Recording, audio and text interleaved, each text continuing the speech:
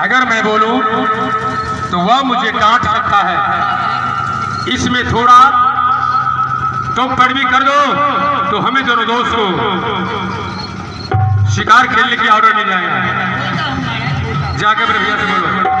क्या बात है मंत्री, बोलो। हाँ, अब आदेश देते तो दोनों बहुत देर से चिल्ला रहा है। बस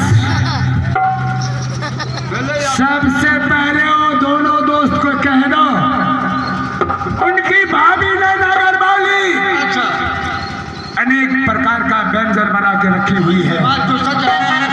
कल पब थे ना, कह देते हैं महाराज। सबसे जाकर अंदर में वो दोनों दोस्त खाना खा ले, उसके बाद मैं कुछ कहूंगा। जाओ तुम दोनों दोस्त। कौन है मेरे भैया? ठीक है मेरे भैया, मैं जा रहा हूँ अंदर में अपने भाभी से मिल करके। क्यों नहीं दोनों दोस्त कोई बन बाबरी चाहूंगा शिकार करने के लिए भैया।